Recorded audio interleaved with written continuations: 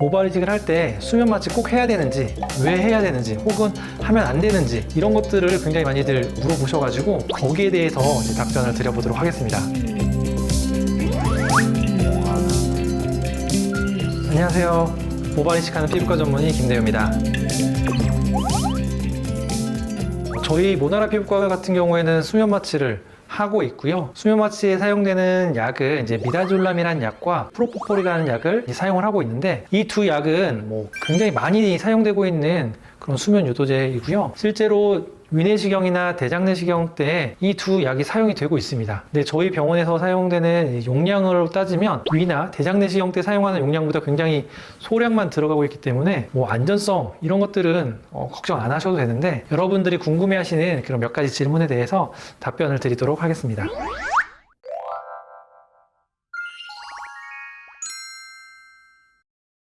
수면 마취는 당연히 안 아프려고 하는 겁니다. 그리고 수술할 때 기본적으로 모든 병원에서 주사로 국소 마취를 해요. 근데 이 국소 마취가 상당히 아프거든요. 물론 수술할 때 이런 수면 마취 안 하는 병원들은 굉장히 많습니다. 그런 병원에서도 국소 마취 그렇게 아프지 않다라고 말씀하시는 선생님들도 계시고, 아프지 않게 주사를 잘 놓으시는 분도 있는데 실질적으로 통증이 없진 않잖아요. 수면 마취는 아픈 주사 마취 전에 잠깐 주무실 수 있게끔 도와줌으로써 이 주사 마취가 아프지 않게 하기 위해서 하는 겁니다.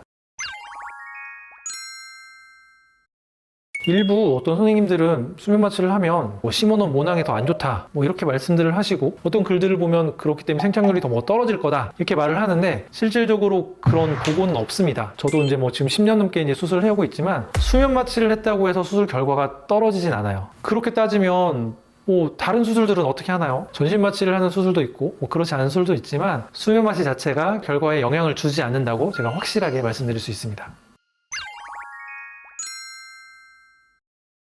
수면 마취하고 전신 마취하고 좀 혼동을 좀 하시는 경우가 종종 있는데, 우리가 이제 전신 마취 많이 하면 멍청해진다고 하고 머리 안 좋아진다고 하잖아요. 그래서 이제 전신 마취도 이제 가급적이면 많이 안 하려고 하시는 것 같은데, 일단 수면 마취는 전신 마취와 다릅니다. 수면 마취는 수면 상태로 유도해주는 유도체를 쓰는 거라서 잠깐 주무시는 상태를 만드는 거기 때문에 실질적으로 전신 마취처럼 머리라든지 몸에 안 좋은 영향을 주진 않고, 수면 마취 자체가 하고 나면은 어떤 분들은 좀 머리가 멍해요, 좀 어지러워요, 속이 미식거려요 하시는 분도 분명히 있지만, 다른 내시경이라고 하더라도 6개월 혹은 1년에 한두 번 하는 그런 상황이기 때문에 한 번씩 이렇게 수면 마취 하는 거는 위험하지 않습니다. 또 한 가지는 이제 환자분들이 이제 걱정하시는 것들 중에 하나가, 매스컴을 보면 수술 중에 수면 마취하고 나서 안 깨어났다라든지 사건 사고가 굉장히 많이 나고 있는데, 그런 것은 기본적인 프로토콜만 잘 지켜도 문제가 되진 않거든요. 수면 마취를 해놓고 이런 심박수라든지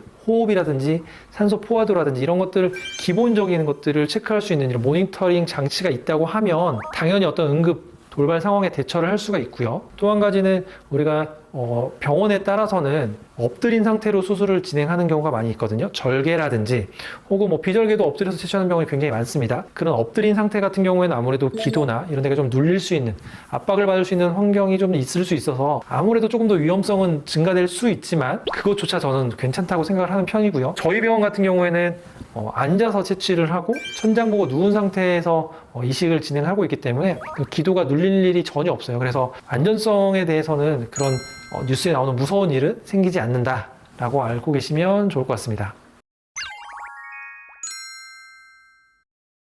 수면 마취를 하기 위해서는 최소 4시간 이상의 금식을 하셔야 됩니다. 우리가 이제 수면 마취를 한 상태에서 구토를 하게 되면, 누워있는 상태라고 하면은 그런 토사물들이 기도로 넘어갈 수 있는 위험한 상황이 생길 수 있거든요. 그래서 수면 마취를 하는 병원들은 대부분 4시간 이상 금식을 하세요 라고 하고 있고, 수술이 끝나고 나서 물과 음식을 이제 섭취를 할 수 있게끔 해드리거든요. 그래서 금식을 하시는 거는 반드시 필요한 과정이고, 혹은 이제 여러 가지 이유로 약물들을 드실 수가 있는데 같이 쓰면 안 되는 약들이 있을 수 있습니다. 그렇지만 저희가 쓰는 약 같은 경우에는 대부분은 문제가 되지 않는 그런 약이긴 하지만, 본인이 어떤 약을 먹고 있다거나 어떤 치료를 받고 있다 하시면 미리 저희 의료진과 충분히 상의를 해주시면 그런 부분까지 저희가 세심하게 체크를 하고 수술을 진행을 하고 있으니까 너무 걱정하지 않으셔도 될 것 같습니다. 저희가 그 수면 마취를 하기 위해서 금식을 하고 그래서 이제 수술이 끝난 다음에 아무래도 이제 음식물 섭취를 할 수 있다 보니까 가끔 보면 이제 수면 마취를 안 하는 병원은 점심에 도시락을 제공을 해주더라고요. 그래서 어떤 분들은 야, 이 병원은 뭐 도시락이 좋다. 여기는 왜 밥 안 줘? 막 이렇게 따지시는데 저희는 이제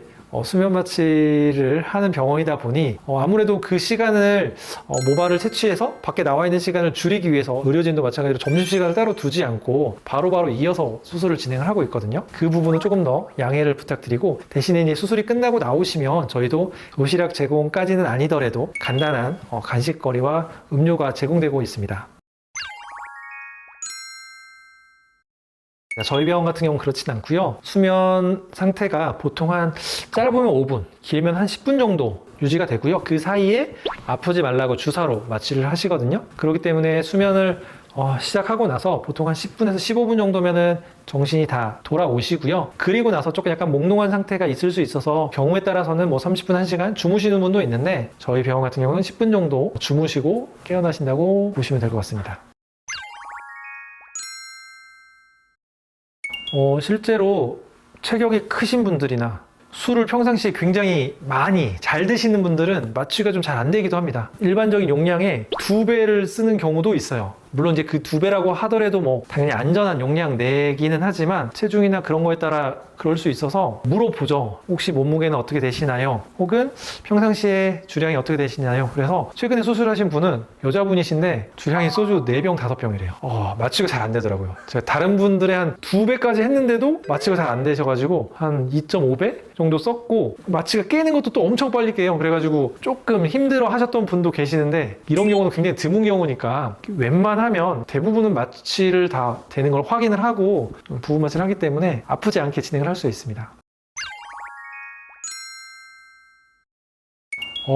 할 수 있습니다. 할 수 있고 저희가 이제 2가지 약물을 사용한다고 말씀드렸는데 미다졸람이라는 약물은 술 많이 먹으면 블랙아웃 되는 거 있잖아요. 그런 것처럼 나는 멀쩡한 것 같은데 기억이 안 나게 하는 약이거든요. 그런데 이제 프로포폴이라는 약은 수면을 유도를 하고 꿈 같은 걸 꿀 수 있어요. 그래서 환자분들이 조금 몸부림도 많이 치고 꿈꾸면서 이상한 말들을 하시긴 합니다. 대부분 뭐 제가 들었던 이상한 말들은 뭐 특별한 건 아니고 아무래도 수면 상태에서 주사로 마취를 하니까 아프잖아요. 우리가 잠자는 동안에도 아픔은 느끼거든요. 그래서 뭐 약간 욕하시는 분도 있고요. 이게 아프니까 몸부림치잖아요. 그러니까 저희가 침대에서 떨어지지 않도록 이렇게 붙잡고 있는데 누구야 저리 가, 야 왜 눌러, 막 이렇게 하시는 분들은 있어요. 근데 이제 뭐 이상한 뭐 헛소리를 하신다거나 그러지는 않는 것 같은데요. 그리고 이거는 이제 다 충분히 이해하는 상황이기 때문에 이상하게 쳐다보거나 이상하게 하지 않습니다. 충분히 그럴 수 있는 상황이라서 이해는 해드리는데 욕은 하면 저도 상처는 받아요. 네.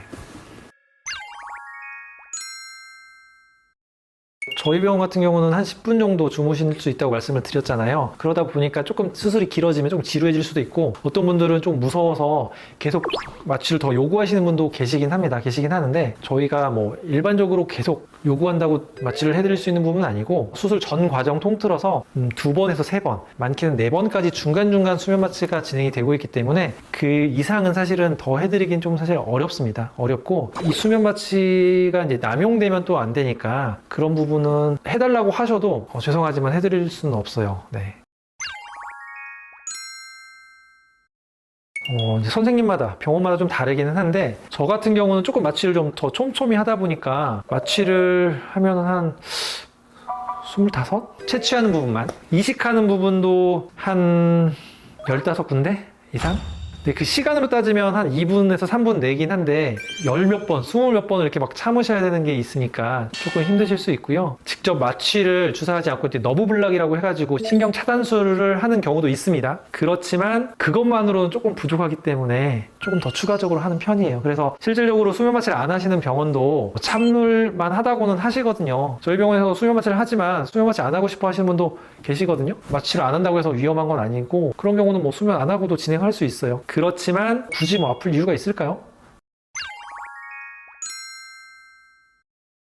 굉장히 중요한 좋은 질문인데 저희가 그래서 일반적으로 수술 당일에는 운전을 스스로 하지는 말라고 권유드리거든요. 아까 말씀드린 것처럼 한 10분 정도만 수면 상태가 유지가 되고 깨어나시기 때문에 마지막 수면 유도제가 들어가고 나서 보통은 다 1시간 이상 지나고 나서 이제 수술이 마무리가 되는데, 수술이 끝나고 나서도 뭐 어지럽다거나 몽롱하다거나 그런 경우는 전혀 없어요. 그러니까 실제로 운전을 하시는데도 뭐 큰 지장은 없을 수는 있지만, 혹시 만에 하나 이런 것 때문에 운전은 하지 말고 보호자와 동행을 하시거나 혹은 대중교통을 이용을 해달라고 말씀을 드리고 있습니다. 오늘 많은 질문들에 대해서 답변을 드렸는데 결론을 말씀을 드릴게요. 수면 마취는 모발 이식에 있어서 필수적인 건 아니에요. 필수적인 건 아니지만 이왕이면 안 아프게 하는 게 더 좋잖아요. 수면 마취를 안전하게 한다고 했을 때 몸에 뭐 위험하거나 문제가 되진 않기 때문에 저라면 이제 안 아프게 할 것 같아요. 그래서 필수는 아니지만 내가 선택권이 있다 라면 당연히 하는 거를 뭐 저는 권해드리고 싶고, 대신에 수술 처음부터 끝까지 계속 주무시는 것보다는 좀 짧지만 아픔을 느끼지 않을 정도의 안전한 수면 마취를 해보시면 어떨까 싶습니다. 이번 영상이 수면 마취 하는데 조금 더 도움이 되셨으면 좋겠습니다. 감사합니다.